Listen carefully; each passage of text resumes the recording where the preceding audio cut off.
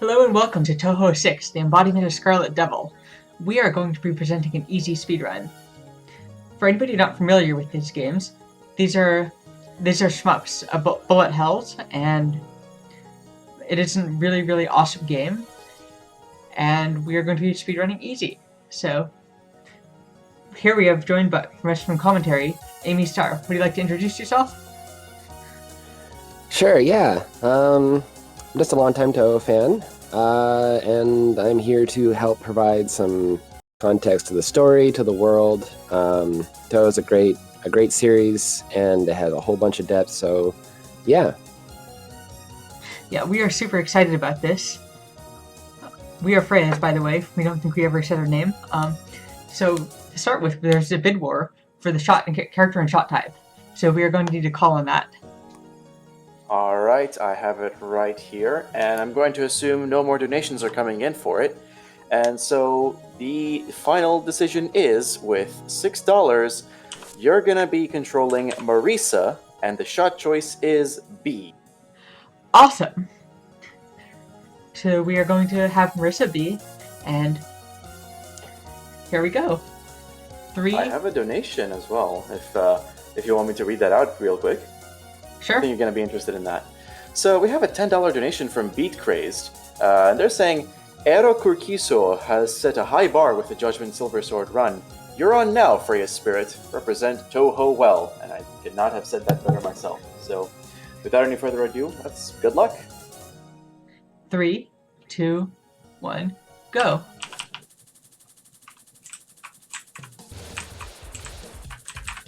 So at the very beginning, we are going to want to collect as many power-ups as possible.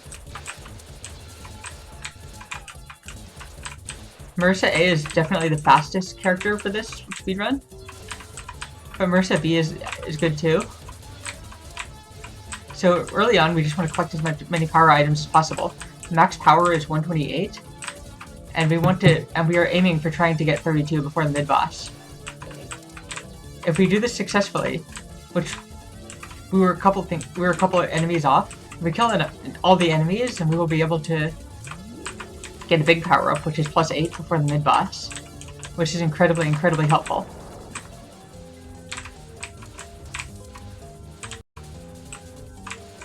So one of the things that we will be doing is we will try to because this is a speedrun, we're going to try and bomb our way through as many bosses as possible, and decide and then will mean that we will be taking some intentional deaths to refresh our bombs, because we get 3 bombs per life. And Amy, if you'd like to talk about the story behind this game, that'd be amazing.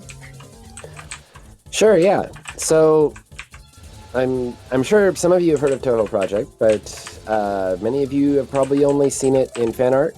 And basically the series is about a pocket dimension in modern-day Japan called Gensokyo, and most of the characters in this deliberately came to Gensokyo because the real world just doesn't believe in fantasy anymore, and so they come to Gensokyo just to survive, just to live out their lives, not in peace, obviously, because that wouldn't be exciting.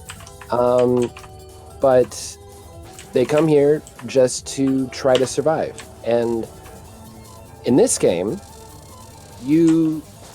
in Gensokyo, suddenly there is a red mist covering everything, and it's blocking up the sun, and it's just not a good time. So the protagonists being Reimu, who is a shrine maiden, and Marisa, who is just a magician or witch, depending on which translation you're reading, have to go and they have to stop whoever's causing the mist.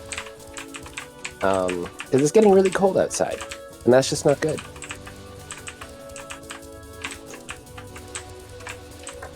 And that's the basic story. And in most Touhou games, the first mostly just the first three stages, they're basically just random people the protagonists meet on their way to the true objective of the game. So, in general, there's not a whole lot of backstory behind these characters. So we just faced off against Rumiya, and she doesn't really get much play in the greater story or lore of the series. She's just kind of there. She's just kind of there to stop you from moving on. Later on in stage 4 through 6, the characters become a lot more meaningful and a lot more important to the story, and also just in general, they stick around for a long time. Like a lot of characters from this game, you'll still see referenced in main Touhou stories, like now. And this game originally came out in 2002, so you can see that when most people think of Touhou, they think of Embodiment of Scarlet Devil, just because this was the series that really kicked off the modern fandom.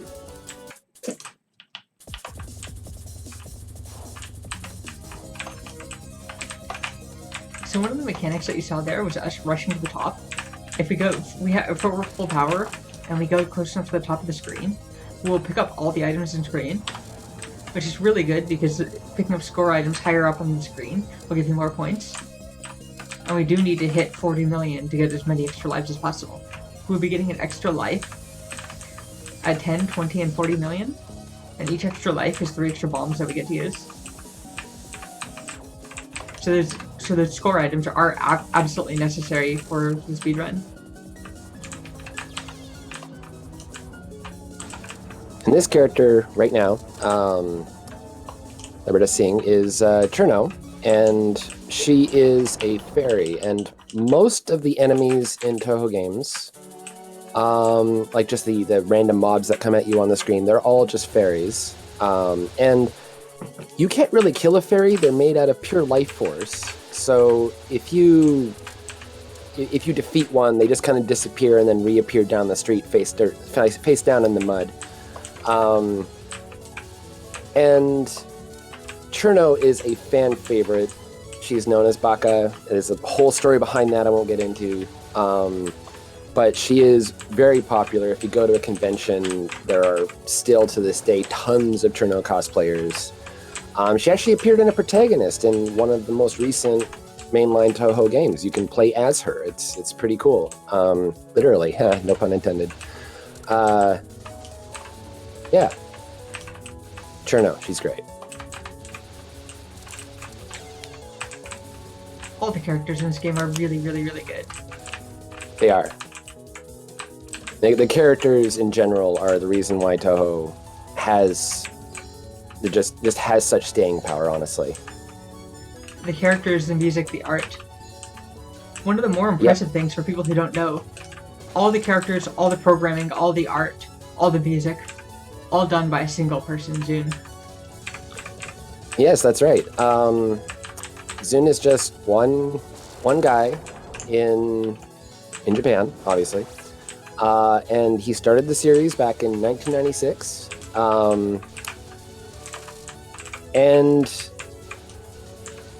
Originally it was made with he had a producer. He worked for a company and he had a producer, but then he took it independent and has just been making games ever since.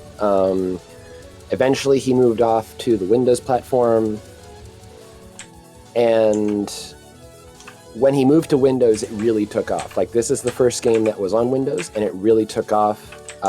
This is when the fandoms stopped becoming a cult classic and more just became a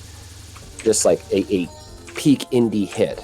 And even now, it's still one of the most popular tags on fan art sites in Japan. Like, it's still huge. And that's right, everything is done by him. Music, programming, art, as you can probably see. And it's fine. And he actually encourages people to just go out and make their own fan games and to make their own fan art. It's the reason why you see so much of it is because he authorizes so much of it. And fan games can be sold on Steam. You can download them on itch. As long as you're not a huge company, he's totally fine with you doing whatever you want. Very much in the indie spirit of things. He wants people to use Touhou as a way to express themselves.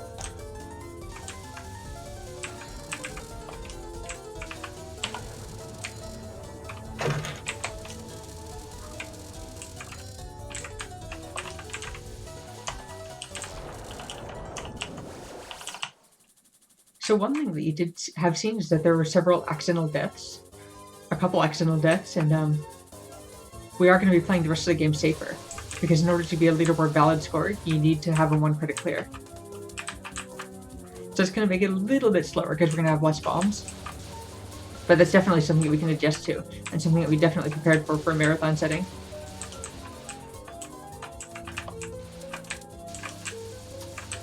So now that we're in stage 4, this is when the true plot of the game really kicks off. And the character we're meeting here is the librarian known as Patchouli Knowledge, which is a wonderful name. Zune he picks the best names that sound ridiculous, but they're just awesome. It's great. And she's the librarian of this giant mansion that has just appeared in the world in Gensokyo. And she is the best friend of the person who owns the mansion, who basically just didn't like the sun for whatever reason. And she also ends up being, over time, one of Marissa's best friends.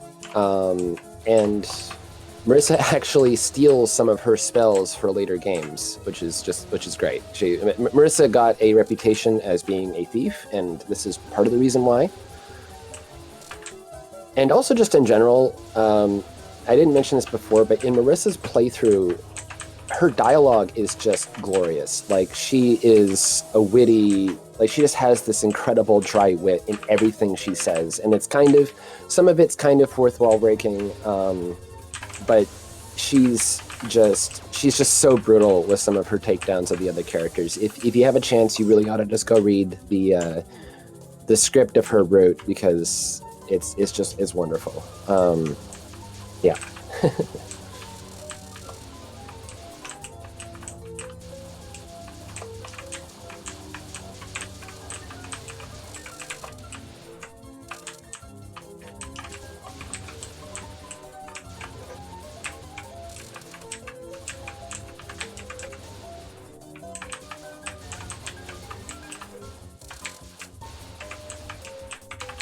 So in general, yeah, you can see the red mist in the background.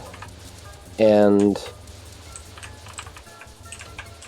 very shortly we will be coming up on the meme boss, who some of you will probably recognize, and yeah, she is as well still very popular to this day. I think she appeared as a protagonist in a later game. Patchouli mostly sticks to the mangas after this point. She isn't really seen in any of the other mainline games. Patchouli does, and this is a minor spoiler, she does end up making a Saturn V rocket so that her friends can go to the moon. That's just to give you an idea of how far Touhou's stories go with some of the insanity that the characters get into. That's canon, by the way. The Saturn V rocket is canon.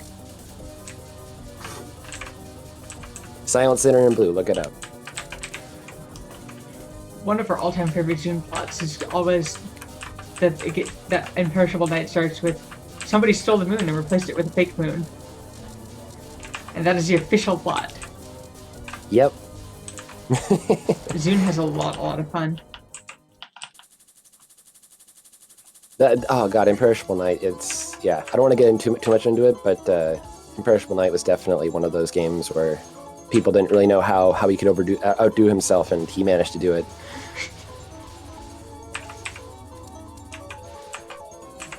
Right, yes, someone did point out. She does appear not on screen. Patchouli does not appear on screen, but she does appear in dialogue in Touhou 11, which I think was her last mainline appearance. I did forget, mainly just because Marissa A is with another character that you haven't met yet. I think Marissa B is when she teams with Patchouli, which is it's not a very common route, so I completely spaced on that.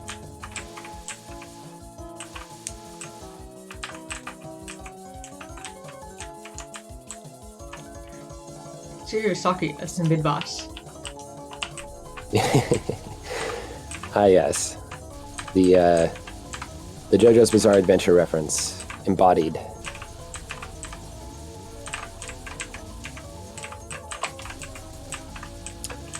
And if you think the reference is accidental,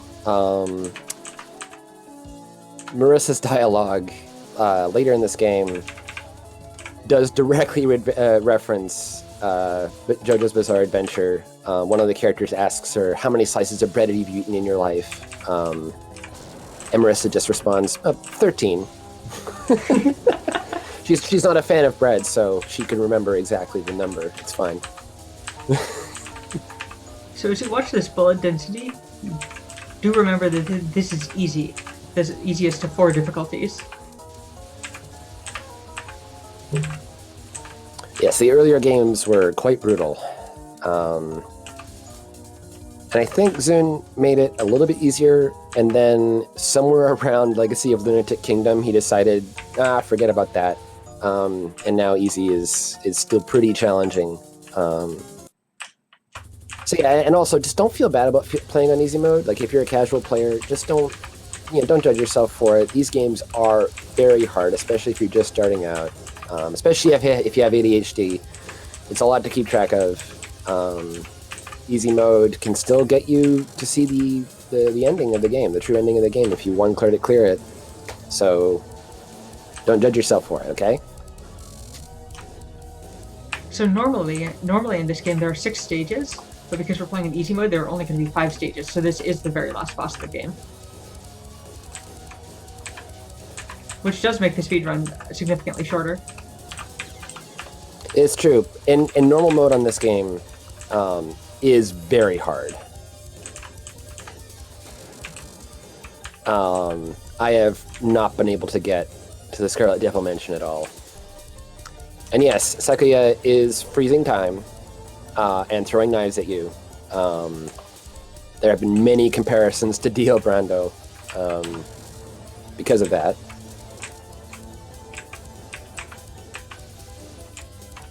And I am fairly certain that it is completely intentional on Zune's part. I don't think he's ever confirmed it, but it would surprise me if that wasn't the case.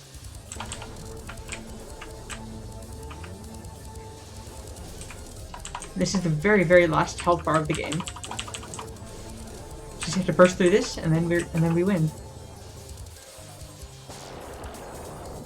Yes, and Sakuya does chide you for playing on easy, but I think Zune decided, actually, if I want people to play these games, I need to not be so mean. So that has been Touhou, the Embodiment of Scarlet Devil. It's a wonderful game with an incredibly silly plot. I shoot him up with an appropriately sized hitbox. You couldn't see it, but your hitbox is about 5 pixels by 5 pixels in there. And just absolute magic by Zune, so we would highly, highly recommend this game. Yeah, it's a very silly, fun game, and at the end of the game, slight spoilers, everyone gets together and has tea, and it's just a fun old time. So thank you all for watching the speedrun, and I hope you check out Touhou Project. It's a wonderful series with a lot of fan culture behind it. Yeah, definitely check it out. Yeah, thank you everybody so much for watching, and we hope that all of you enjoyed this as much as we did, and we hope that all of you have an amazing rest of your day. Thank you very much for this amazing run. Coming up next, we have Dota 2 by Mecharazium. Until then, here's a short intermission.